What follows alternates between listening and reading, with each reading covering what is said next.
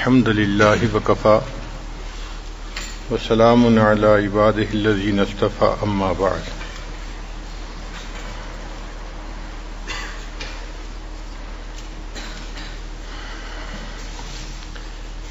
دین اسلام نے نکاح کو عبادت قرار دیا۔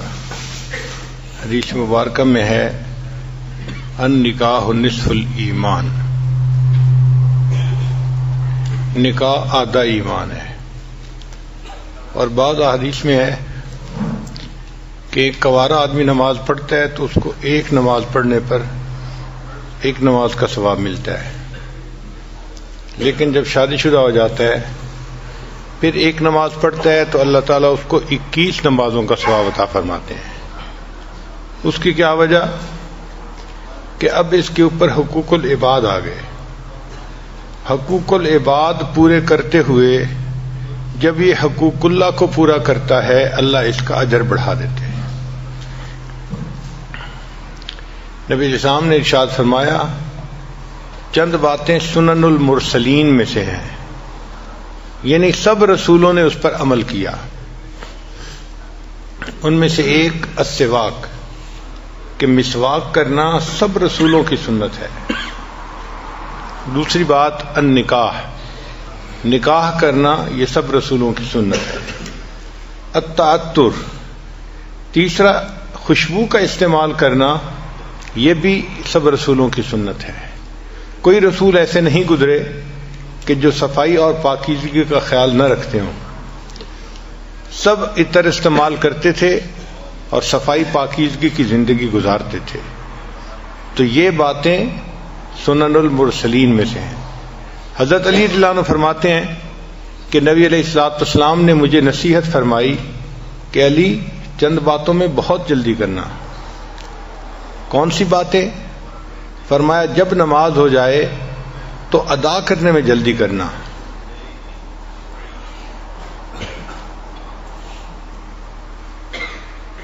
اور دوسرا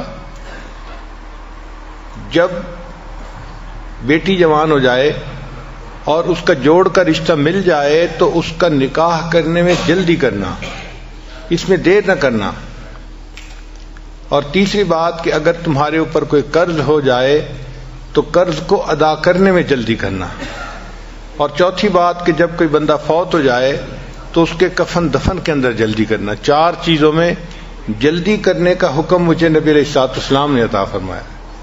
چنانچہ ماں باپ کی ذمہ داری بنتی ہے کہ بیٹا یا بیٹی جب جوان ہو جائیں تو جتنا جلدی پاسبل ہو، اچھا رشتہ مل جائے، مناسب رشتہ، ان کا نکاح کر دینا چاہیے، کیونکہ ہم نے یہ دیکھا ہے جہاں نکاح سستا ہوتا ہے وہاں زنا مہنگا ہوتا ہے، اور جہاں نکاح مہنگا ہوتا ہے وہاں زنا سستا ہوتا ہے۔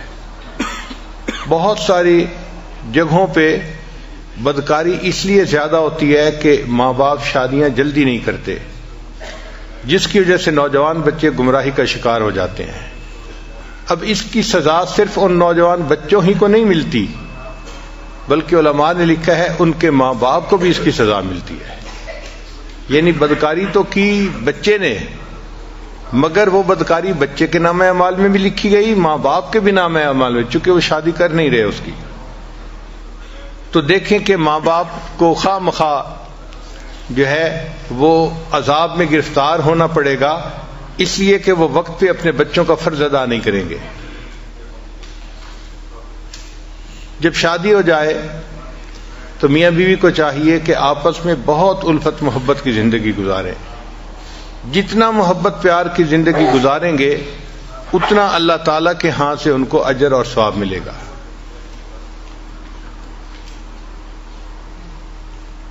انسان ہے، جب مل جل کر رہتے ہیں تو آپس میں ایک دوسرے کے ساتھ کھٹ پٹ ضرور ہو جاتی ہے۔ کسی کا موڈ کیا ہے، کسی کا موڈ کچھ اور ہے، اور کئی مرتبہ دوسرے کے انڈرسٹینڈ کرنے میں بھی مشکل ہوتی ہے، غلط فہمی ہو جاتی ہے۔ تو اس وجہ سے آپس میں رنجشیں بھی ہو جاتی ہیں۔ مگر گھر کے ماحول کو اچھا رکھنا، محبت پیار والا رکھنا، یہ مرد کی ذمہ داری ہوتی ہے۔ مرد کے اندر 4 خوبیاں ہونی چاہیے۔ سب سے پہلی خوبی کہ وہ رسپانسبل ہو. بعض نوجوان بہت irresponsible ہوتے ہیں، وہ بیوی کی ذمہ داری نہیں لیتے اپنے اوپر. مثلا گھر کے معاملے میں بیوی کو اپنی ماں کے حوالے کر دیں گے اور بیوی کو کہیں گے بس میری امی کو تم نے خوش رکھنا ہے، خود ایک طرف ہو جائیں گے. اب ایک طرف ایک چھوٹی عمر کی ناتجربہ کار سی بچی ہے اور دوسری طرف جو ساس صاحبہ ہوتی ہیں وہ ماشاءاللہ سبحان اللہ، اس کو کہتے ہیں بہو اناڑی اور ساس کھلاڑی. تو کیا ہوتا ہے کہ وہ بہو چند ہی دنوں میں اس بچی کو ناک آؤٹ کر دیتی ہے اور خاوند اور اس کے درمیان کی ایکویشن کو بھی خراب کر دیتی ہے. ہمارے بڑوں نے یہ لکھا ہے کہ جب شادی کرنے کا وقت ہو تو جس طرح انسان رشتے کے لیے لڑکے کو دیکھتا ہے، اسی طرح لڑکے کی والدہ کو بھی دیکھنا چاہیے کہ طبیعت کی کیسی ہے. اگر نیک طبیعت کی ہے اور نرم طبیعت کی ہے تو وہ گھر کو آباد کر لے گی اور اپنے بچے کو بھی گھر آباد کروانا سکھائے گی. ہم نے اپنے گھر میں دیکھا ہے، ہماری والدہ صاحبہ ماشاءاللہ بہت نیک طبیعت کی تھیں اور نرم طبیعت کی تھیں، تو ساری زندگی ہم نے اپنے بڑے بھائیوں کو ڈانٹ پڑتے دیکھا. جب ذرا کوئی بات ہوتی تو امی بیٹوں کو ڈانٹتی تھی کہ تم کیوں اس کے ساتھ جو ہے وہ اچھا سلوک نہیں کر رہے، کیوں اس کو خوش نہیں رکھتے. ایک دفعہ میرے ایک بڑے بھائی نے آگے سے لاجک پیش کی، امی آپ دیکھیں اس میں میرا قصور نہیں اس کا قصور ہے. تو پھر امی نے آگے سے جواب دیا کہ مجھے پتہ ہے نا، جب میں رشتہ لینے گئی تھی تو میں نے اس کے ماں باپ کو کہا تھا کہ میں اس بچی کو خوش رکھوں گی، تو میں تو ہمیشہ اس بچی ہی کی سائڈ لوں گی، تمہیں ٹھیک ہونا پڑے گا. تو مجھے پھر اب احساس ہوتا ہے کہ دیکھو ہمارے بڑے اپنے بات کا، اپنے بول کا کتنا لحاظ رکھتے تھے. اور واقعی رشتہ جب لینا ہوتا ہے نا، اس وقت تو اس طرح بچ کے بات کرتے ہیں کہ جی ہم تو اس بچی کو اپنی بیٹی بنائیں گے اور خوش رکھیں گے اور ہم تو اس کو بہت اچھی طرح سے رکھیں گے. لیکن وہ جو رشتہ مانگتے ہوئے کی کیفیت ہوتی ہے وہ چند دن کی بات ہوتی ہے. جب رشتہ ہو جاتا ہے پھر یوں سمجھ لیتے ہیں کہ یہ کہیں گری پڑی چیز تھی اور اس کا تو کوئی سہارا ہی نہیں تھا اور ہم اس کو اٹھا کے لے آئے. حالانکہ اس کو ماں باپ نے آزاد جنا ہے اور وہ ماں باپ کے ساتھ عزت کی زندگی گزار رہی تھی. تو گھر کے اندر بیوی کو عزت قدر سے رکھنا یہ خاوند کی ذمہ داری بنتی ہے.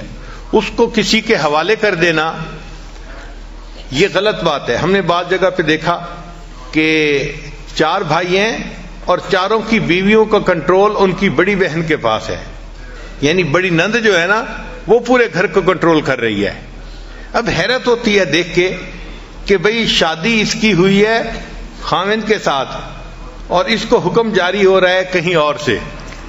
حتیٰ کہ اب ان بھائیوں کی بیٹیوں کی شادیاں جب ہوتی ہیں تو ان کے جہیز بھی نند خریدتی ہے. نند نے کہہ دیا یہ لینا ہے تو لینا ہے، نہیں کہہ دیا تو نہیں. جیسے اس کی تو اپنی کوئی مرضی ہے ہی نہیں، حالانکہ اس کی اپنی بیٹی کی شادی ہے، مگر نند کے حوالے کر دیا. اب نند راج کر رہی ہے، نہ اس کے سامنے بھائی بول سکتے ہیں نہ اس کے سامنے بھابیاں بول سکتی ہیں. تو اس طرح اپنی بیوی کو ساس کے حوالے کر دینا، نند کے حوالے کر دینا یہ غلط بات ہے. یہ اپنی جگہ بات ٹھیک ہے کہ ساس اور نند کا بڑا احترام ہوتا ہے، مگر ہر چیز کی اپنی ایک لیمٹ ہوتی ہے. میاں بیوی کی اپنی زندگی محبت و پیار سے رہے یہ زیادہ ضروری ہے بنسبت اس کے کہ حکم کسی اور کا چلے. اچھا کئی نوجوان ایسے irresponsible ہوتے ہیں کہ گھر کے کاموں میں دلچسپی نہیں لیتے. مثلا بیوی کب سے کہہ رہی ہے وہ واش روم کا جو شاور ہے نا وہ لیک کر رہی ہے اور پورے واش روم میں ہر وقت پانی رہتا ہے تو پلیز اس کو ٹھیک کروا دیں. ایک دفعہ یاد کروایا، دوسری دفعہ کروایا، تیسری دفعہ کروایا، آہو میں بھول گیا تھا، مجھے یاد نہیں رہا تھا. یہ جو آپ کہتے ہیں نا میں بھول گیا تھا، مجھے یاد نہیں رہا تھا، یہ چھوٹی سی چیز نہیں ہے. اللہ کے ہاں بہت بڑی کوتاہی لکھی جاتی ہے کہ مرد کو گھر کا کام بتایا جائے اور وہ اس کام کو ذمہ داری سے نہ کروا سکے. بعض تو ایسے شہزادے ہوتے ہیں کہ گارڈننگ کا کام بھی بیوی کے ذمہ لگا دیتے ہیں. کہ وہ گارڈننگ کا جو کام ہے وہ مالی سے خود ہی کروا لو. بھئی بیوی آپ کی ہے، پردہ نشیں ہے، نیک ہے، اس کے ذمہ یہ کام کیوں لگا رہے ہو؟ یہ کام تو مرد کا ہے، مرد کو کرنا چاہیے. ہاں تم پلمبر کو بلوا کے یہ کام کروا لو نا. یہیں سے پھر آگے شیطان کو راستہ مل جاتا ہے. تو یہ انتہائی بری بات ہے کہ گھر کے کام ہو اور خاوند اپنی بیوی کے ذمہ لگائے، حالانکہ وہ کام باہر کے ہیں، یعنی باہر کے مردوں نے کرنے ہیں.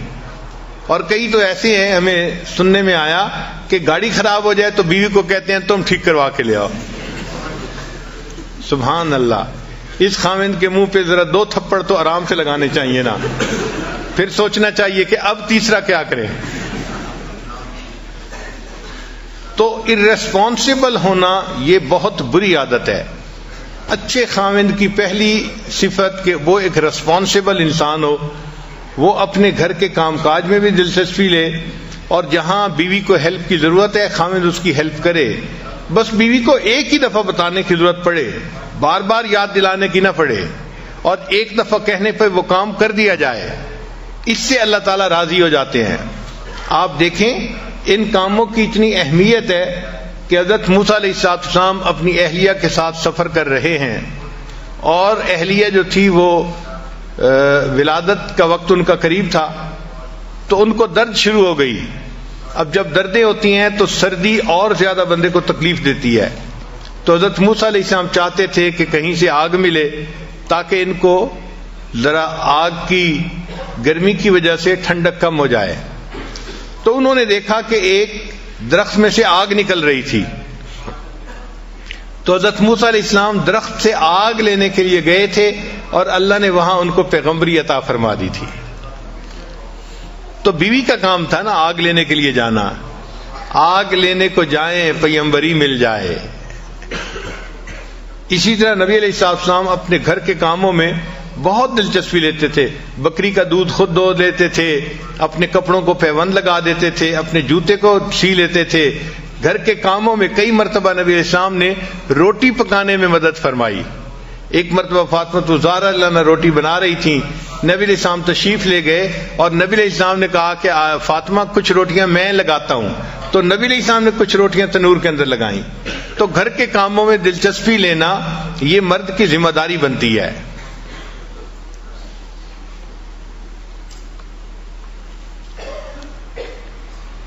تو سب سے پہلے خاوند کے اندر سینس آف ریسپانسبلٹی ہونی چاہیے.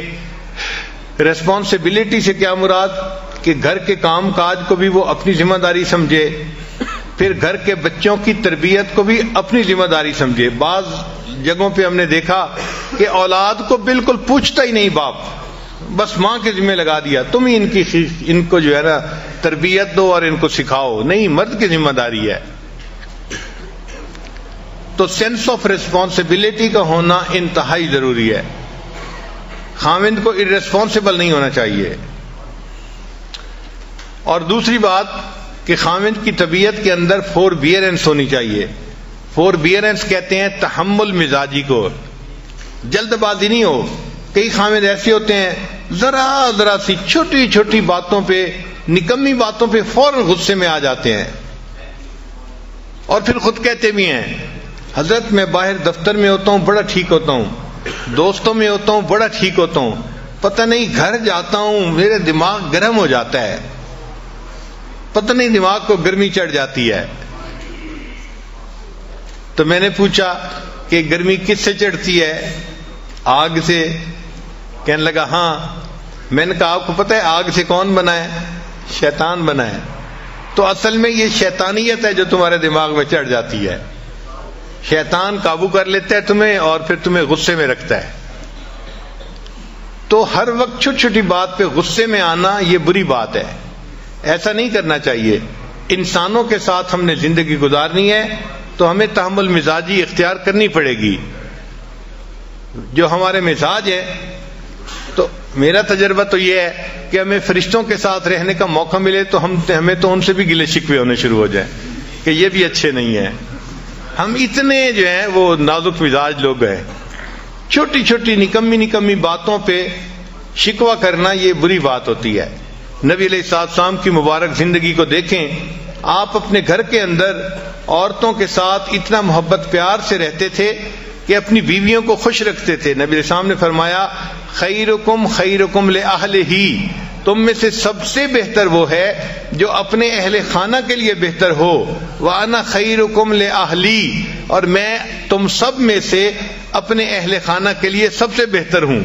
یعنی اپنی مثال بتائی کہ میں سب سے بہتر ہوں اپنے اہل خانہ کے لیے. ایک مرتبہ نبی علیہ السلام اپنی ایک زوجہ کے ہاں تھے. اب دوسری زوجہ نے کوئی کھانا بنایا تو کھانا اچھا لذیذ تھا. ان کا جی چاہا کہ نبی علیہ السلام بھی یہ کھانا کھائیں. انہوں نے ایک مٹی کے پیالے میں وہ کھانا ڈال کے تو غلام کے ہاتھ بھیج دیا نبی علیہ السلام کی خدمت میں. تو نبی علیہ السلام تو دوسرے گھر تھے. جب وہاں کھانا لے کے وہ بندہ آیا تو اس نے کھانا پیش کیا تو نبی علیہ السلام نے عائشہ صدیقہ رضی اللہ عنہا کو فرمایا کہ اچھا آپ یہ کھانا لے لو. اب ان کو طبیعت کے اندر ناگواری محسوس ہوئی کہ میری باری کا دن ہے تو کھانا بھی مجھے سرو کرنے کی اجازت ہونی چاہیے. یہ کیا ہوا کہ میرا دن ہے اور کھانا کسی اور کی طرف سے آ رہا ہے.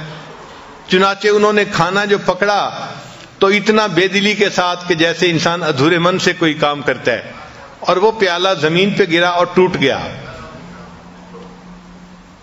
اب ذرا سوچیں کیا سین ہوا ہوگا کہ کھانا جو لے کے آیا تو وہ پیالہ ہی ٹوٹ گیا، کھانا بھی نیچے گر گیا. ہم جیسا کوئی ہوتا ایک طوفان کھڑا کر دیتا، تم بدتمیز ہو، تمہیں سمجھ نہیں، تم یہ ہو، تم فلاں، پتہ نہیں کیا کیا القاب ہم ایک منٹ میں اس کو دے دیتے. مگر نبی علیہ السلام تحمل مزاجی سے اٹھے اور آپ نے دو کام کیے. پہلا کام یہ کیا کہ وہ جو پیالہ ٹوٹ گیا تھا اس کے بدلے میں حضرت عائشہ صدیقہ رضی اللہ عنہا کے گھر کے اندر سے ایک پیالہ لے کے وہ اس کو واپس دے دیا. بھئی وہ پیالہ ٹوٹ گیا، اس کے بدلے تم یہ پیالہ لے جاؤ. اور پھر اسے فرمایا غارت امو کی، اصل میں تمہاری والدہ کو غیرت آ گئی تھی اس لیے ایسا ہو گیا. یعنی اس کو سمجھا بھی دیا. تو یہ عورت کی فطرت ہوتی ہے، اس کو کچھ چیزیں فیل ہوتی ہیں، شریعت نے بھی اس کا پھر لحاظ رکھا ہے. تو دیکھیں نبی علیہ السلام نے کتنے اچھے طریقے سے اس معاملے کو سلجھا دیا. تو اگر گھر میں کوئی معاملہ ہو جائے تو یہ مرد کی ذمہ داری بنتی ہے کہ وہ ان معاملات کو پیار محبت سے سمجھداری سے سلجھا دے. ایک مرتبہ سیدہ صدیقہ رضی اللہ تعالی عنہا اور نبی علیہ السلام کے درمیان کسی معاملے میں بات ہو رہی تھی. اچھا ابھی بات ہو رہی تھی اور اتنے میں سیدنا صدیق اکبر رضی اللہ تعالیٰ عنہ ملنے کے لیے تشریف لے آئے. تو نبی علیہ السلام نے فرمایا کہ بہت اچھا، ابو بکر آگے ہیں، تمہارے والد ہیں، ہم ان کو ثالث بنا لیتے ہیں کہ یہ ہمارے معاملے کا فیصلہ کر لے. چنانچہ ابو بکر صدیق رضی اللہ عنہ کو اندر بلا لیا. وہ اندر تشریف لائے تو دیکھا کہ عائشہ صدیقہ رضی اللہ تعالیٰ عنہا کسی بات پہ نبی علیہ السلام سے ذرا خفا محسوس ہو رہی تھی. چنانچہ نبی علیہ السلام نے فرمایا عائشہ بات پہلے تم کرو گی یا میں کروں؟ یعنی کون پہلے بات کرے گا؟ تو عائشہ رضی اللہ عنہا نے آگے سے جواب دیا آپ پہلے بات کریں مگر جو کہیں سچ سچ کہیں. اب ایک فطرت ہوتی ہے نا، بات ہوتی ہے، تو انہوں نے یہ لفظ کہہ دیے کہ جو کہیں سچ سچ کہیں. اچھا ابو بکر صدیق رضی اللہ عنہ تو عاشق صادق تھے، ان کو بڑا غصہ آیا. اچھا نبی علیہ السلام کے سامنے یہ بات کہہ رہی ہے. انہوں نے تو بیٹی تھی نا، تو انہوں نے ایک تھپڑ لگایا عائشہ صدیقہ رضی اللہ عنہا کو اور فرمایا کہ تمہارا کیا خیال ہے نبی علیہ السلام سچ نہیں بولیں گے؟ اب جب تھپڑ پڑا تو خیال تھا کہ دوسرا بھی پڑ جائے گا، تو عائشہ صدیقہ رضی اللہ عنہا نبی علیہ السلام کے پیچھے آ کے چھپ گئیں. اچھا جب نبی علیہ السلام کے پیچھے آ کے چھپ گئیں تو نبی علیہ السلام نے بھی محسوس کیا کہ اس کے والد کو غصہ آ گیا ہے، تو ہو سکتا ہے کہ ایک دو اور بھی وہ لگا دے. تو نبی علیہ السلام نے فرمایا ابو بکر ہم نے تو آپ کو ثالث کے طور پہ متعین کیا تھا، یہ تو نہیں کہا تھا کہ آپ مارنا ہی شروع کر دیں. اچھا ایسا ہے کہ آپ تشریف لے جائیں، ہم میاں بیوی آپس کا جھگڑا خود سمیٹ لیں گے. جب یہ فرمایا تو وہ بکر صدیق رضی اللہ عنہ تشریف لے آئے. جیسے ہی وہ بکر صدیق رضی اللہ عنہ باہر نکلے تو نبی علیہ السلام نے مسکرا کے عائشہ صدیق رضی اللہ عنہ کو دیکھا اور فرمایا دیکھا کہ بوڑھے کے دوسرے تھپڑ سے میں نے تجھے بچایا، اگر میں نے بچاتا تو بوڑھے کا دوسرا تھپڑ بھی تمہیں لگ جاتا. تو مقصد یہ ہے کہ گھروں میں اس قسم کی چھوٹی چھوٹی باتیں ہونا ممکن ہے، اس کی توقع رکھیں، یہ ہوگا، ایسا نہیں کہ ہو ہی نہیں سکتا، ہوگا۔ نیک سے نیک گھروں میں بھی مس انڈرسٹینڈنگ ہو جاتی ہیں، الجھنیں ہو جاتی ہیں، مگر ان کو سلجھا لینا یہ عقل مندی ہوتی ہے، ان کو اچھے طریقے سے جو ہے وہ ڈیل کر لینا یہ عقل مندی ہوتی ہے۔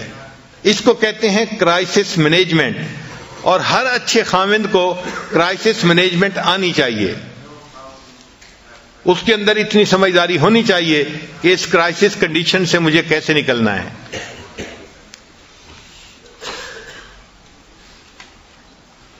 نبی علیہ الصلوۃ والسلام کی اہلیہ صاحبہ تھی سیدہ صفیہ رضی اللہ تعالی عنہا، تو خیبر کے جو بادشاہ تھا اس کی یہ بیوی تھیں، شہزادے کی بیوی تھیں۔ صاف ظاہر ہے کہ جو شہزادے کی بیوی ہو وہ عورتوں میں بہت خوبصورت اور ہنرمند ہوتی ہے، شہزادہ ایسے تو کسی کو بیوی نہیں چنتا۔ تو بہرحال نبی علیہ الصلوۃ والسلام سے جب نکاح ہوا تو نبی علیہ الصلوۃ والسلام کے پاس آئیں۔ اللہ نے ان کو حسن و جمال بھی بہت دیا تھا، اور یہ اچھا کھانا بھی بہت بنایا کرتی تھیں، بہت اعلیٰ کھانا بنایا کرتی تھیں، جس کی وجہ سے ان کے ساتھ دوسری امہات المومنین کی کئی مرتبہ ذرا انبن ہو جاتی تھی۔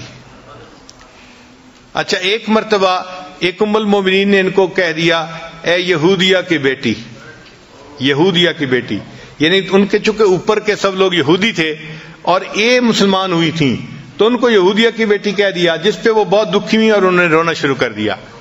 نبی علیہ السلام کو پتہ چلا تو آپ صلی اللہ علیہ وسلم نے پوچھا، صفیہ آپ کیوں رو رہی ہیں؟ اے اللہ کے حبیب صلی اللہ علیہ وسلم، مجھے انہوں نے کہا ہے کہ تم تو یہودی کی بیٹی ہو۔ تو نبی علیہ السلام نے فرمایا، تم رو کیوں رہی ہو؟ تم اسے کہتی کہ نہیں، میں ہارون علیہ السلام نبی کی بیٹی ہوں، ان کے خاندان سے تھیں، اور میرے چچا موسیٰ علیہ السلام تھے، اور میرے خاوند بھی اللہ کے نبی ہیں۔ تم ان کو یہ جواب کیوں نہیں دیا؟ تو دیکھیں کتنی سمجھداری کی بات کی، ان کا دل خوش ہو گیا یہ سن کے کہ واقعی میں کوئی گری پیڑی چیز نہیں ہوں، میرے اوپر کے اجداد میں حضرت ہارون علیہ السلام بھی نبی تھے، اور میرے چچا حضرت موسیٰ علیہ السلام بھی نبی تھے، اور اس وقت میں نبی علیہ السلام کی بیوی بھی ہوں، میرے خاوند بھی نبی ہیں۔ تو نبی علیہ السلام نے فرمایا تم ان کو یہ جواب دے دیتی۔ تو اس طرح جب بھی کوئی گھر کے معاملہ ہو تو اس کو اچھے طریقے سے سلجھا دینا یہ خاوند کی ذمہ داری ہوتی ہے۔ تو خاوند کے اندر فوربیرنس ہونی چاہیے، چھوٹی چھوٹی باتوں پہ جلد بازی کر لینا یا جلدی سے کوئی ناپسندیدہ لفظ بول دینا یہ بہت بری بات ہوتی ہے۔ ہمارا یہ تجربہ ہے، آج کل کے نوجوان چھوٹی چھوٹی باتوں پہ بیوی کو دھمکی دیتے ہیں، میں تمہیں گھر بھیج دوں گا، میں تمہیں گھر بھیج دوں گا، میں تمہیں طلاق دے دوں گا۔ یہ بہت ہی بری بات ہے، اس سے بری بات اور کوئی خاوند نہیں کر سکتا۔ اس کی وجہ کیا ہے کہ جب خاوند نے بیوی کو کہہ دیا کہ میں تمہیں طلاق دے دوں گا، میں تمہیں گھر بھیج دوں گا، تو بیوی کے دماغ میں ایک بات آ گئی کہ اس کے ساتھ میری پوری زندگی گزرنا مشکل ہے، پتہ نہیں یہ مجھے کس وقت طلاق دے دے۔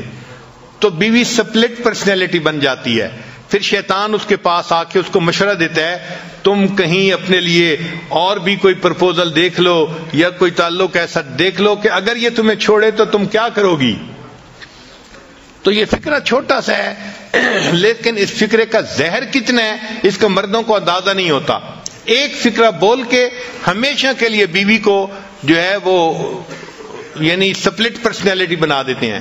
کبھی بھی یہ فکرہ نہیں بولنا چاہیے، بلکہ بیوی کو تو ایسا یقین ہونا چاہیے کہ مجھے تو خاوند نے اس طرح پیار سے رکھا ہے کہ میری اچھائی کو بھی اس نے قبول کیا ہے اور میری کوتاہی کو بھی اس نے قبول کیا ہے۔ اگر بحیثیت انسان کوئی چھوٹی موٹی کوتاہی ہو جائے تو اس کو قبول کرنا چاہیے۔ ہم انسان ہیں، فرشتے نہیں ہیں۔ اگر بیوی سے کوتاہیاں ہوتی ہیں تو خاوند سے بھی تو ہوتی ہیں۔ اگر خاوند بیوی کے اندر 10 کوتاہیاں گن لے گا تو بیوی اپنے خاوند کے اندر 100 کوتاہیاں گن لے گی۔ نبی علیہ السلام نے اس کا بہترین حل بتایا، ارشاد فرمایا اگر تمہیں اپنی بیوی کی کوئی بات ناپسندیدہ نظر آئے، اگر تمہیں اپنی بیوی کی کوئی بات ناپسندیدہ نظر آئے تو نبی علیہ السلام نے فرمایا پھر اس کی طرف دیکھو، تمہیں اس میں بہت ساری باتیں پسندیدہ بھی نظر آ جائیں گی. تو پسندیدہ چیزیں بھی تو ہوتی ہیں.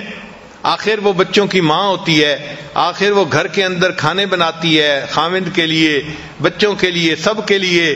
گھر کو اس نے اتنا صاف ستھرا رکھا ہوتا ہے، اس پر اس کو جان مارنی پڑتی ہے، محنت کرنی پڑتی ہے. خود بخود یہ کام نہیں ہو جاتے. اگر وہ اتنا سب کچھ کر رہی ہے تو اس کو کریڈٹ بھی ملنا چاہیے.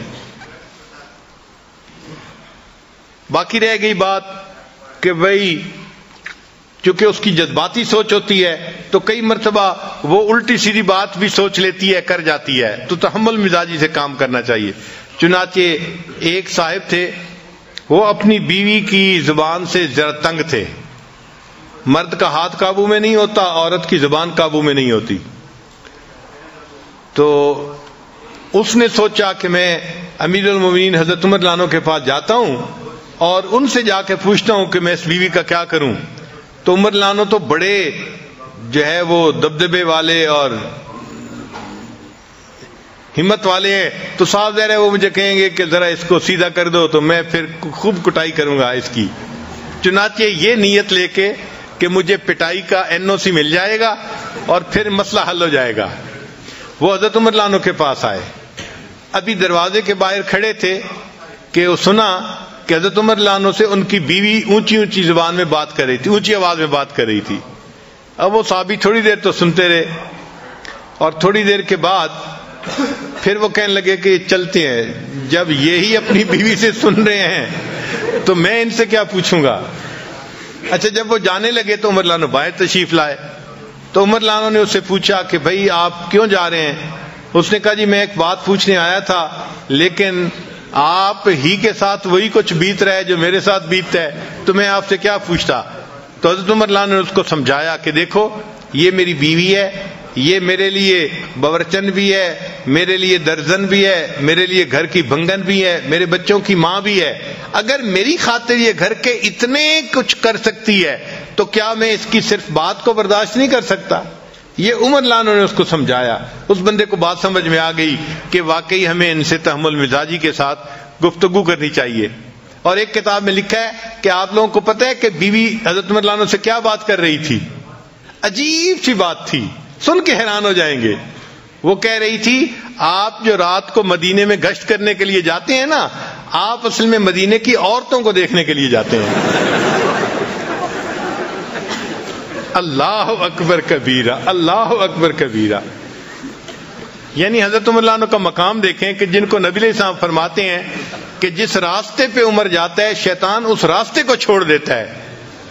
جن کی دعائیں نبی علیہ السلام نے مانگی، جو اسلام کے لیے مؤید اور مددگار بن کے آئے، اور جو خلیفہ راشد تھے، ان کے بارے میں بیوی کی سوچ دیکھو، الگ سوچ ہے نا ذرا.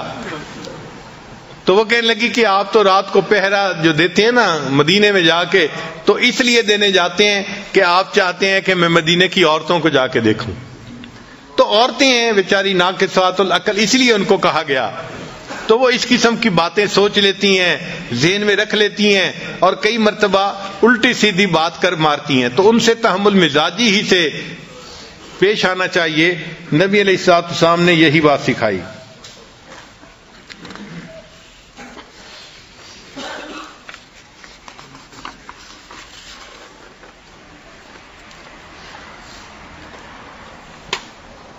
تو پہلی بات کہ خاوند کے اندر سینس آف ریسپانسبلٹی ہونی چاہیے، اور دوسری بات کہ خاوند کے اندر فوربیئرنس ہونی چاہیے، اور تیسری بات کہ خاوند کو چاہیے کہ اپنی بیوی کی بات کو سنے.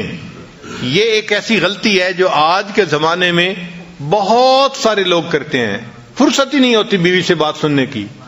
حالانکہ اللہ تعالیٰ نے بیوی کی وائرنگ ہی ایسی کی ہے کہ جب خاوند شام کو گھر آتا ہے تو وہ اپنے گھر کی ساری کارگزاری سنائے بغیر نہیں رہ سکتی. وہ بات اس کے منہ سے نکلنی ہی ہوتی ہے. لیکن خاوند اگر اس کی بات نہیں سنتا تو پھر اس کا نقصان ہوتا ہے.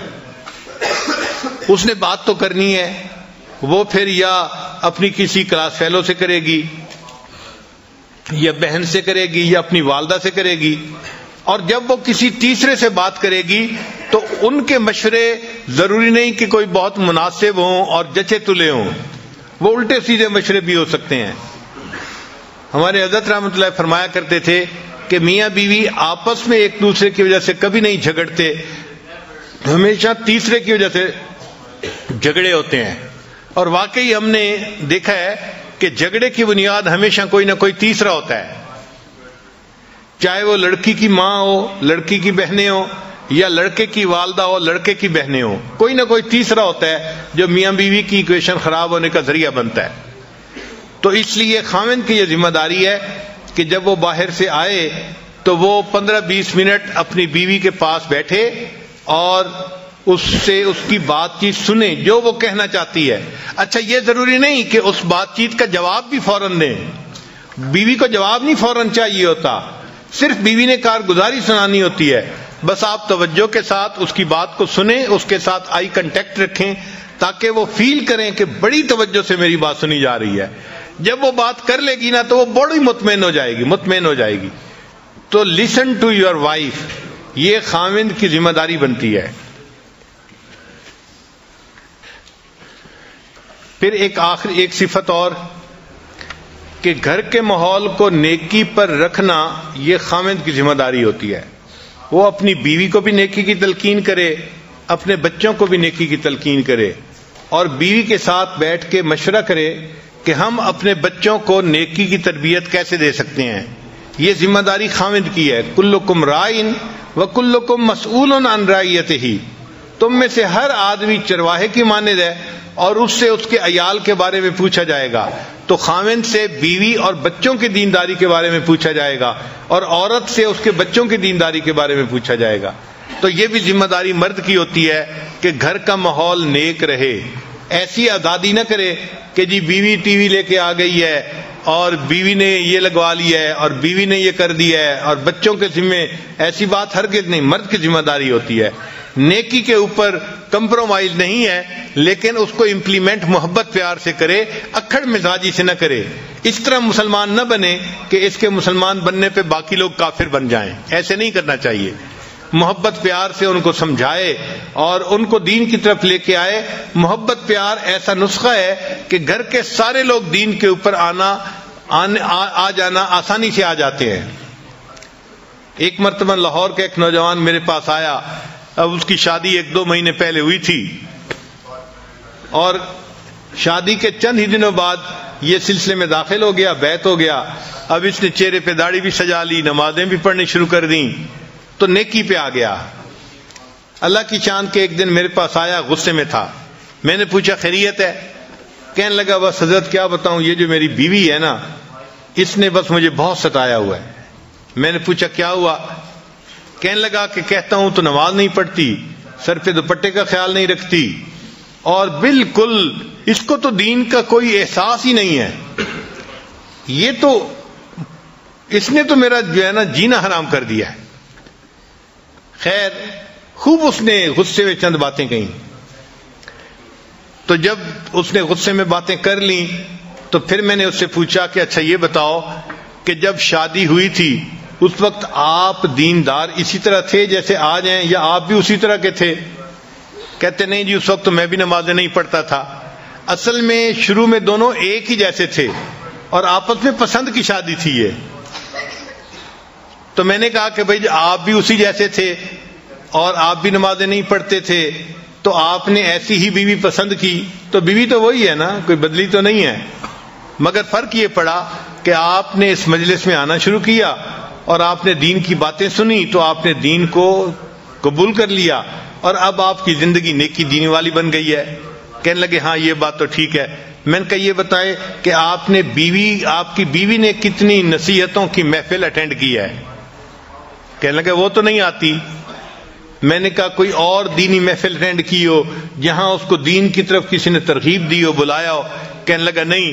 میں نے کہا پھر وہ کیسے دوپٹہ کرے گی سر کے اوپر، اور کیسے وہ پردے کا خیال کرے گی، نمازیں پڑھے گی؟ اس کو تو سمجھانے والا کوئی ہے ہی نہیں۔ آپ کو تو سمجھانے والے مل گئے، اس کو تو نہیں نہ ملے۔ تو اب اس کو فیل ہوا کہ بھائی حضرت جی مجھے آہستہ آہستہ نا اس بات پہ لے آئیں گے کہ اچھا اس کو محفلوں میں لایا کرو، تو یہ تو کام لمبا ہو جائے گا نا. اور وہ تو جلدی حل چاہتا تھا کہ حضرت جی مجھے کہیں وہ نماز نہیں پڑھتی، تم جاؤ ذرا اس کو سیدھا کرو. خیر جب میں نے دیکھا کہ بھائی یہ خاموش تو ہو گیا ہے لیکن اس کے دل سے ابھی غصہ ختم نہیں ہوا، تو پھر میں نے اس سے بات کی. میں نے کہا دیکھیں آپ ہر سنت پہ اب عمل کرنے لگ گئے ہیں نا. کہنے لگا جی میری کوشش ہوتی ہے ہر بڑی اور ہر چھوٹی سنت کے اوپر عمل کروں، میری پوری زندگی سنت کے مطابق ہو جائے، اور آپ بھی یہی تلقین کرتے ہیں. میں نے کہا اچھا میں آج آپ کو ایک سنت بتاتا ہوں، آپ اس کے اوپر عمل کریں. کہنے لگا جی. میں نے کہا آپ واپس جاتے ہوئے کسی دکان سے مٹھائی کا ڈبہ ساتھ لے جائیں، اور جب گھر جائیں تو دسترخوان پہ جب ڈبہ رکھا جائے تو اس میں سے مٹھائی کا ایک پیس اٹھا کے اپنی بیوی کے منہ میں ڈالنا. جب میں نے کہا تو مجھ سے پوچھا جی. میں نے کہا بھائی میں فارسی نہیں بول رہا، میں آپ کی زبان میں ہی آپ سے گفتگو کر رہا ہوں کہ آپ ایک مٹھائی کا ڈبہ لے کے جائیں اور بیوی کو ہدیہ دیں، اور جب دسترخوان پہ وہ ڈبہ رکھا جائے تو اس میں سے ایک پیس اٹھا کے تو اپنی بیوی کو مٹھائی کھلائیں. جب میں نے کلیئر لفظوں میں پھر کہا پھر اس کو بات سمجھ میں آئی. کہنے لگا جی بہت اچھا. خیر وہ بندہ چلا گیا.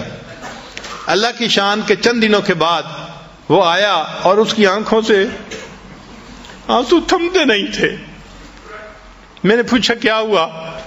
کہنے لگا حضرت خوشی کے آنسو ہیں. میں نے پوچھا کس خوشی کے؟ کہنے لگا کہ میں جاتے ہوئے مٹھائی کا ڈبہ لے کے گیا اور گھر والوں نے پوچھا بیوی نے کہ یہ کیا لائے، تو میں نے کہا میں آپ کے لیے گفٹ لے کے آیا ہوں. تو بڑی حیران ہوئی، اچھا آپ میرے لیے گفٹ لے کے آئے ہیں؟ میں نے کہا ہاں. تھوڑی دیر کے بعد پھر کھانے کا وقت آیا تو کھانے کے دسترخوان پر کھانا لگ گیا اور وہ مٹھائی کا ڈبہ بھی وہیں تھا. کہنے لگے میں نے آپ کی جو ہے وہ نصیحت کے مطابق مٹھائی کا ایک پیس اٹھایا اور ایک گلاب جامن میں نے اپنی بیوی کے طرف کیا، تو وہ میری طرف دیکھنے لگی کہ کیا مطلب ہے. میں نے کہا کہ یہ میں تمہیں خود اپنے ہاتھوں سے کھلانا چاہتا ہوں. کہنے لگے وہ حیران. خیر اس نے وہ گلاب جامن تو کھا لیا. پھر اس کے بعد تھوڑی دیر وہ سر جھکا کے بیٹھی رہی، کچھ سوچتی رہی. پھر مجھے کہنے لگی آپ نے آج ایسا کیوں کیا ہے، پہلے تو کبھی نہیں کیا. تو کہنے لگا کہ میں نے اسے کہا کہ حضرت نے مجھے بتایا کہ یہ نبی علیہ الصلوۃ والسلام کی سنت ہے، میں نے اس سنت کے اوپر عمل کیا ہے. کہنے لگا جب میں نے یہ بات بتائی اس میری بیوی کی آنکھوں میں سے آنسو ٹپک پڑے اور وہ کہنے لگی اچھا یہ نبی علیہ السلام کی سنت تھی. میں نے کہا ہاں. تو کہنے لگی اچھا کیا میں بھی اور سنتوں پہ عمل کر سکتی ہوں؟ تو میں نے کہا ہاں کر سکتی ہو. تو کہنے لگے وہیں بیٹھے ہوئے میری بیوی نے وعدہ کیا کہ میں آج کے بعد نمازیں بھی پڑھوں گی اور پردہ بھی کروں گی اور شریعت کے اوپر مکمل پابندی کر کے سنتوں والی زندگی میں بھی اختیار کروں گی. نبی علیہ الصلوۃ والسلام کی ایک سنت نے پورے گھر کے ماحول کو بدل کے رکھ دیا اور وہ بچی نیک بن گئی اور بعد میں وہ بچی عالمہ بھی بن گئی. تو گھر کے اندر نیکی کا ماحول رکھنا، نیکی کی تلقین کرتے رہنا، یہ خاوند کی ذمہ داری ہوتی ہے. ہمارے حضرت رحمت اللہ علیہ فرمایا کرتے تھے کہ جو خاوند اپنے گھر میں نیکی کے ماحول کا خیال نہیں کرتا، جو خاوند اپنے گھر میں نیکی کے ماحول کا خیال نہیں کرتا، اس گھر کے مردوں میں اور مردوں میں کوئی فرق نہیں ہوتا. یہ ہمارے حضرت مرشد عالم رحمۃ اللہ فرماتے تھے کہ جو مرد اپنے گھر میں گھر والوں کو نیکی کی تلقین نہیں کرتا، اس گھر کے مردوں میں اور اس گھر کے مردوں میں کوئی فرق نہیں ہوتا. تو یہ خاوند کی ذمہ داری ہوتی ہے. ایکسکیوز نہ کریں کہ جی میری بات سنتا کوئی نہیں، مانتا کیوں نہیں. ہاں جب آپ رف ٹف موڈ میں، غصے کے موڈ میں بات کریں گے آپ کی بات کوئی نہیں سنے گا، لیکن جب آپ محبت اور پیار سے بات کریں گے تو ایسی ہر کوئی بات سنے گا کہ سب آپ کے جو ہیں وہ بات کو پورا کر کے دکھانے والے بن جائیں گے. بچے بھی آپ سے محبت کریں گے، بیوی بھی آپ سے محبت کرے گی. تو یہ صفت بھی خاوند کے اندر ہونی چاہیے. نبی علیہ الصلوۃ والسلام اپنی زوجہ سے کتنی محبت کرتے تھے اس کے بارے میں تو بہت ساری احادیث ہیں. بہرحال ایک حدیث مبارکہ سن لیجئے کہ ایک مرتبہ نبی علیہ السلام نے ایک اونٹ لیا، سفر درپیش تھا، تو سیدہ عائشہ صدیقہ عنہا کو اونٹ کے اوپر بٹھا دیا۔ اللہ کی شان کہ وہ اونٹ نیا تھا، ذرا بدک گیا اور بھاگ کھڑا ہوا۔ اب عائشہ رضی اللہ عنہا اوپر بیٹھی ہوئی ہیں، جو اوپر اس کے پالکی سی بنی ہوتی ہے اونٹ کے اوپر، اور اونٹ بھاگ گیا۔ جب بھاگ گیا تو نبی علیہ السلام نے فرمایا ہائے میری دلہن۔ حدیث پاک کے الفاظ کا مفہوم ہے کہ نبی علیہ السلام نے فرمایا اے میری دلہن، یعنی بیوی سے محبت تھی تو یہ الفاظ زبان سے نکلے نا۔ تو نبی علیہ السلام نے امت کو تعلیم دی کہ تم اپنی بیوی کو اس طرح محبت پیار سے رکھو گے تو وہ تمہاری فرما برداری کرے گی۔ چنانچہ جب سیدہ فاطمہ الزہرا رضی اللہ عنہ کی رخصتی ہونے لگی تو نبی علیہ السلام نے فرمایا حضرت علی عنہ کو، علی اگر تم محبت سے رکھو گے تو فاطمہ تمہاری ہے۔ اور اس چھوٹے سے فکرے میں ازدواجی زندگی کا خلاصہ موجود ہے کہ اگر خاوند بیوی کو محبت سے رکھے گا تو بیوی خاوند کی ہوتی ہے، وہ اسی کی خاطر زندگی گزارتی ہے اور اسی کے گھر کے ماحول کو نیکی اور دینداری کے مطابق بناتی ہے۔ تو محبت پیار سے گھر والوں کو رکھنا تاکہ گھر کا ماحول نیک رہے، یہ ضروری ہے۔ ایک مرتبہ نبی علیہ السلام نے یہ قسم اٹھا لی کہ میں 1 مہینے تک اپنی بیویوں سے نہیں ملوں گا۔ یہ واقعہ ایلا کہلاتا ہے۔ اب نبی علیہ السلام مسجد میں تھے، بیویاں گھروں میں تھیں اور 1 مہینے کی قسم کھائی ہوئی تھی۔ اللہ کی شان دیکھیں کہ 29واں دن تھا تو نبی علیہ السلام عائشہ صدیقہ عنہا کے گھر آ گئے تو عائشہ رضی اللہ عنہا نے کہا اے اللہ کے حبیب صلی اللہ علیہ وسلم، آپ نے تو قسم کھائی تھی کہ میں 1 مہینے تک بیویوں سے نہیں ملوں گا اور آج تو 29 دن ہیں۔ تو نبی علیہ السلام نے فرمایا عائشہ کبھی کبھی مہینہ 29 کا بھی ہوا کرتا ہے۔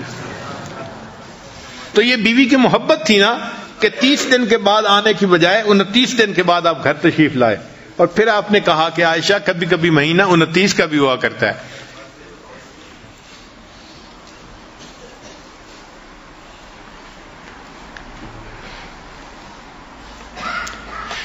ایک مرتبہ عائشہ صدیقہ عنہا نے پوچھا اے اللہ کے حبیب صلی اللہ علیہ وسلم، آپ کو مجھ سے محبت کس طرح کی ہے؟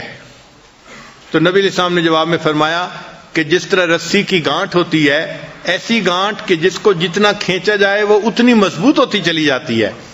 تو میری محبت بھی آپ کے ساتھ ایسی ہے کہ جتنا اس کو کھینچا جائے یہ اتنی مضبوط ہوتی چلی جاتی ہے۔ چنانچہ جب ایسی آیات اتری جن میں امہات المومنین کو اختیار دیا گیا تھا کہ یا تو وہ نبی علیہ السلام کے ساتھ رہیں یا پھر ان کو دنیا کی سب نعمتیں دے دی جائیں گی، اس کو آیت تخییر کہتے ہیں۔ تو نبی علیہ السلام نے بتایا سب کو، مگر نبی علیہ السلام سمجھتے تھے کہ عائشہ صدیقہ عمر میں چھوٹی ہیں، ایسا نہ ہو کوئی جلد بازی کا فیصلہ کر لے۔ تو نبی علیہ السلام نے امہات المومنین کو یہ بات بتائی کہ اللہ نے آپ لوگوں کو اختیار دیا ہے، آپ دونوں اس میں ایک چیز کو چن لیں، فیصلہ کر لیں، مگر عائشہ آپ کو میں بتا رہا ہوں کہ آپ اکیلی فیصلہ نہ کرنا، آپ اپنے ماں باپ سے مشورے کے بعد فیصلہ کرنا۔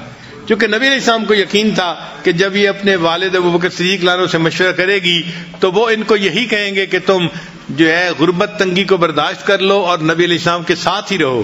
تو جب انہوں نے نبی علیہ السلام نے فرمایا کہ تم اپنے والدین سے مشورے کے بعد فیصلہ کرنا، تو عائشہ صدیقہ عنہا مسکرائیں اور کہنے لگیں آپ کے بارے میں فیصلہ کرنے کے لیے مجھے کسی اور سے پوچھنے کی کوئی ضرورت نہیں، میں تنگی ترشی کو برداشت کر لوں گی، میں آپ کو اختیار کرتی ہوں، مجھے کسی اور چیز کی ضرورت نہیں ہے۔ تو عائشہ صدیقہ عنہا کے اس جواب کو سن کے پھر باقی تمام ازواج مطہرات نے بھی نبی علیہ السلام کو چن لیا۔ تو محبت دونوں طرف سے ہو، خاوند کی طرف سے بیوی سے محبت ہو اور بیوی کی طرف سے خاوند کے ساتھ اس کو محبت ہو۔ نبی علیہ السلام کی یہ کامیاب ازدواجی زندگی ہمیں اس بات کی تعلیم دیتی ہے ہم اپنے گھروں میں اگر چاہیں تو جنت کا ماحول بنا سکتے ہیں۔ سچی بات یہ ہے اتنا پرسکون ہوتا ہے گھر کہ انسان کو گھر میں جنت کا مزہ آتا ہے۔ سب نیکی پہ چلنے والے، سب نیکی کرنے والے، سب اتفاق رائے کے ساتھ زندگی گزارنے والے، بیوی خاوند کی تعریفیں کر رہی ہوتی ہے، خاوند بیوی کی تعریفیں کر رہا ہوتا ہے، اور دونوں اللہ کو راضی کرنے کے لیے اپنی کوششیں کر رہے ہوتے ہیں۔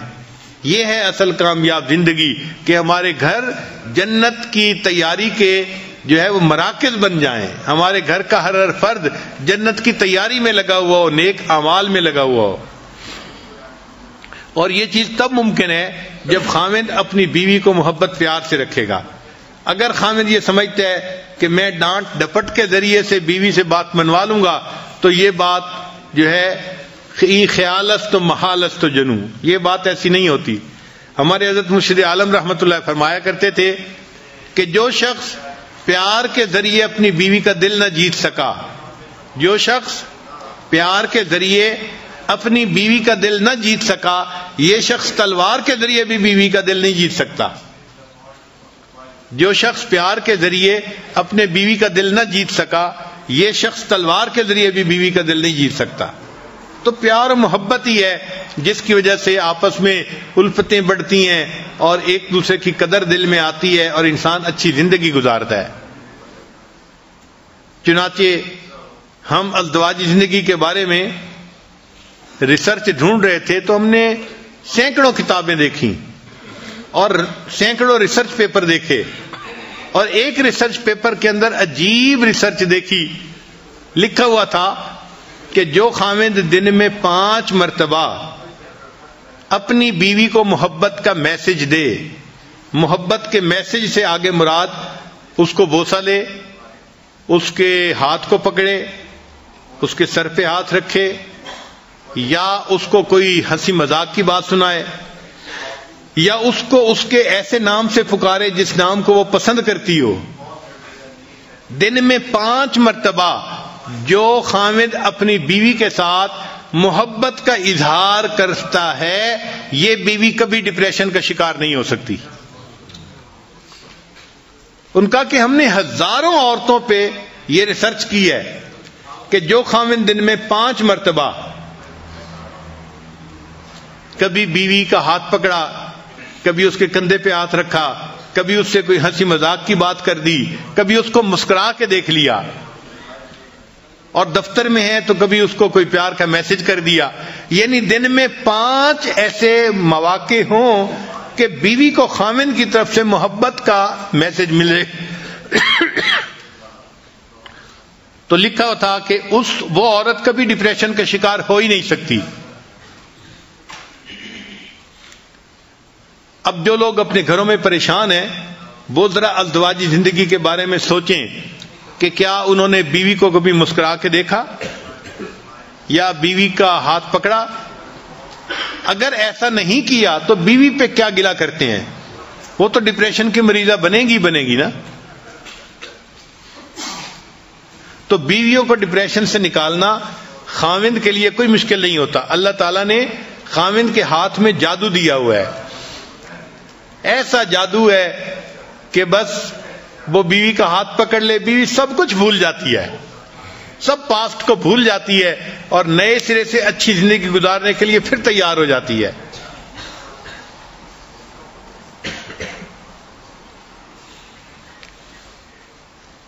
بیوی کو منانے کے لیے نہ تعویذوں کی ضرورت ہے نہ کچھ عملیات کی ضرورت ہے.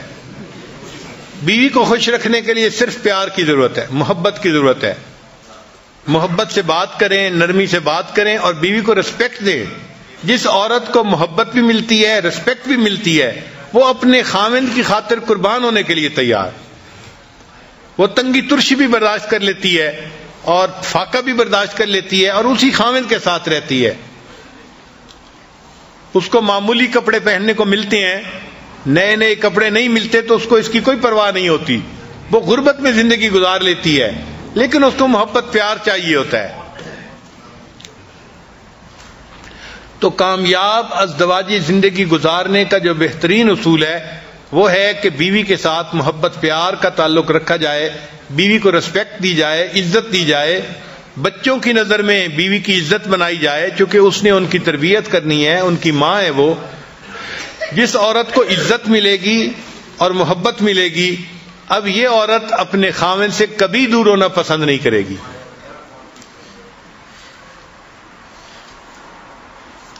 چنانچہ بعض لوگ بڑے غریب ہوتے ہیں،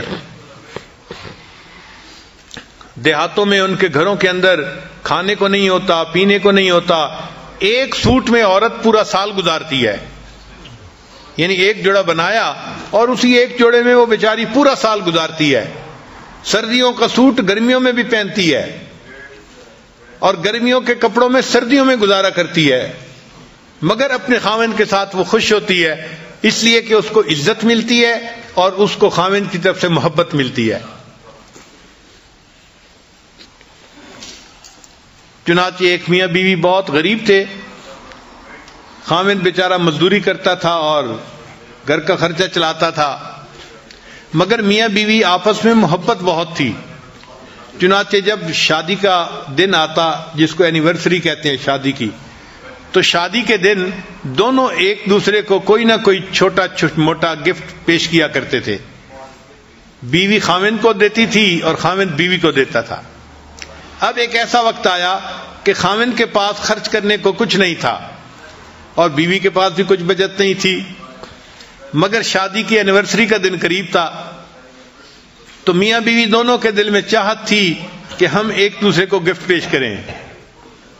اللہ کی شان کہ بیوی کہیں جا رہی تھی تو اس نے ایک دکان دیکھی کہ جس دکان پر یہ وگز نہیں بنتی. مسلمانوں کے معاشرے میں تو اتنی نہیں ہوتی، لیکن باہر کافروں کے ماحول میں بہت ہوتی ہیں کہ ٹوپیاں ہوتی ہیں جن کے بال بڑے خوبصورت ہوتے ہیں اور لمبے بال ہوتے ہیں، مرد بھی پہنتے ہیں، عورتیں بھی پہنتی ہیں. تو وہ وگ کی دکان تھی، تو وہ کھڑی ہو کے دیکھنے لگ گئی. تو دکاندار نے اس سے پوچھا کہ آپ کیا دیکھ رہی ہیں؟ اس نے کہا میں دیکھ رہی ہوں کہ آپ یہ جو وگز بناتے ہیں تو ان کے اوپر آرٹیفیشل بال ہیں یا اوریجنل؟ اس نے کہا نہیں، اوریجنل ہیں، ہم خرید لیتے ہیں جس کے لمبے بال ہوں. تو عورت کے دل میں کیا خیال آیا؟ اس نے کہا کہ اچھا میرے بال تو بہت لمبے ہیں، اگر میں جو ہے کٹوا دوں تو کیا تمہیں بہت اچھے جو ہے اس کے بدلے پیسے دے دو گے؟ اچھا، عورت کے دل میں چاہت تھی کہ مجھے پیسے ملیں گے تو میں اپنے ہسبینڈ کے لیے شادی کے اینیورسری کے دن کے لیے تحفہ لے لوں گی. خیر، اس دکاندار نے اسے کہا کہ اگر تم بال اپنے کٹوا دو تو ہم اس کے بدلے تمہیں اتنے پیسے دے دیں گے.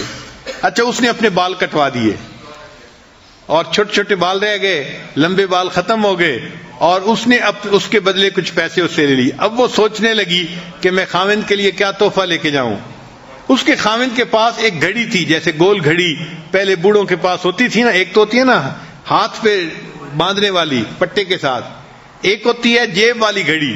تو اس کے خاوند کے پاس وہ جیب والی گھڑی تھی، مگر اس کی چین نہیں تھی، تو وہ اس گھڑی کو جیب میں ڈالتا تھا اور پھر کبھی کبھی نکالتا تھا. تو بیوی نے سوچا کہ میں اپنے ہسبینڈ کے لیے وہ چین لے کے جاتی ہوں تاکہ میرا ہسبینڈ گھڑی کو چین کے ساتھ باندھ دے گا اور اس کو گھڑی نکالنی آسان ہو جائے گی. چنانچہ اس نے گھڑی کی چین خرید لی. اب جب وہ گھر پہنچی تو میاں بیوی دونوں ایک دوسرے کے پاس بیٹھے، انہوں نے کھانا کھایا. اب یہ اینیورسری کا دن تھا تو ایک دوسرے کو انہوں نے گفٹ دینا تھا. چنانچہ اب گفٹ دینے کے لیے بیوی نے پہلے بات بتائی کہ بھئی میں نے ایسے کیا ہے کہ وہ جو آپ کی گھڑی تھی نا، وہ آپ اس کو جیب میں ڈالتے تھے، اس کی چین نہیں تھی، تو میں نے کہا میں اس کے لیے خوبصورت سی چین لے آؤں، تو میں نے جو ہے وہ ایک چین خریدی ہے اور میں آج کے دن آپ کو وہ گفٹ کر رہی ہوں. تو بیوی نے گھڑی کی وہ چین دی تو خاوند کی آنکھوں سے آنسو آ گئے. تو بیوی نے پوچھا کہ آپ رو کیوں رہے ہیں؟ کہنے لگا کہ میں بھی سوچ رہا تھا کہ میں آج تمہیں ضرور گفٹ دوں گا، میں نے اسی گھڑی کو بیچ دیا اور اس کے بدلے میں تمہارے لیے ہیئر کلپس لے کے آیا ہوں. تو خاوند بیوی کے لیے ہیئر کلپ لے کے آیا جبکہ بیوی اپنے بال کٹوا چکی تھی، اور بیوی اپنے خاوند کے لیے گھڑی کی چین لے کے آئی جبکہ وہ اس گھڑی کو بیچ کے اس کے بدلے بیوی کا کلپ لے چکا تھا. تو غربت اپنی جگہ، محبت و پیار ایک ایسی چیز ہے کہ جو ان سب سے بلند و بالا ہے، اور شریعت یہ چاہتی ہے کہ میاں بیوی جتنا محبت پیار کی زندگی گزاریں گے اتنا انہیں اللہ کی طرف سے اجر ملے گا. حدیث مبارکہ کا مفہوم ہے خاوند جب بیوی کو دیکھ کے مسکراتا ہے اور بیوی خاوند کو دیکھ کے مسکراتی ہے، اللہ تعالیٰ ان دونوں کو دیکھ کے مسکراتا ہے. تو ذرا غور کیجئے نا کہ اللہ تعالیٰ کو خوش کرنا کتنا آسان ہے. خاوند جب بیوی کو دیکھ کے مسکراتا ہے اور بیوی خاوند کو دیکھ کے مسکراتی ہے، اللہ تعالیٰ ان دونوں کو دیکھ کے مسکراتا ہے. اور جنت میں جانا بھی بہت آسان ہے، ذرا سمجھنے کی بات ہے. غور کیجئے، حدیث مبارکہ میں ہے کہ جو عورت پاک دامنی کی زندگی گزارنے والی ہو اور فرائض پورے کرنے والی ہو اور اس حال میں مرے کہ اس کا خاوند اس سے خوش ہو، اللہ تعالیٰ اس کے لیے جنت کے دروازے کھول دیں گے، وہ بلا حساب سیدھی جنت میں جائے گی. اب اس حدیث پاک کو پڑھ کے مرد یہ سمجھتے ہیں کہ بھئی عورت کے لیے جنت میں جانا تو بہت آسان ہے. بھئی عورت کے لیے جنت میں جانا یقیناً آسان ہے اگر وہ اپنے خاوند کی خدمت کرے گی، اس کو خوش رکھے گی اور فرائض پورا کرے گی تو حدیث پاک سے ثابت ہے کہ اللہ تعالیٰ اس کو جلدی جنت عطا فرما دیں گے، وہ سیدھی جنت میں جائے گی. مگر اگر خاوند نے اس کو زندگی میں خوش رکھا ہے تو سوال یہ ہے کہ کیا وہ خاوند کے بغیر جنت چلی جائے گی؟ بھئی جو بھی اپنے خاوند سے خوش ہے، اگر اس کو اختیار دیا گیا کہ جنت چلی جاؤ تو کیا وہ خاوند کے بغیر چلی جائے گی؟ نہیں جائے گی. اس کی وفا کے خلاف ہے، کبھی ہو ہی نہیں سکتا کہ وہ خاوند کے بغیر جنت میں جائے. تو اگر بیوی جلدی جائے گی تو بیوی خاوند کو بھی ساتھ لے کے جائے گی. یہ جنت میں جانے کا سب سے آسان طریقہ ہے. خاوند بیوی کو خوش رکھے، بیوی خاوند کو خوش رکھے، اللہ تعالیٰ بیوی کو جلدی جنت عطا فرمائیں گے اور بیوی خاوند کے بغیر جنت میں نہیں جانا پسند کرے گی. اللہ تعالیٰ ہمیں نیکی تقوی کی زندگی گزارنے کی توفیق عطا فرمائے اور ایک مثالی خاوند بن کر اللہ زندگی گزارنے کی توفیق عطا فرمائے. جو غلطیاں کوتاہیاں ہو گئی ہیں اپنی بیویوں سے معافی مانگ لینے میں کوئی حرج نہیں ہے. دنیا میں ان سے معافی مانگ کے خوش کر لیجئے اور ایک نئی زندگی محبتوں والی شروع کر دیجئے. وآخر دعوانا ان الحمد للہ رب العالمین.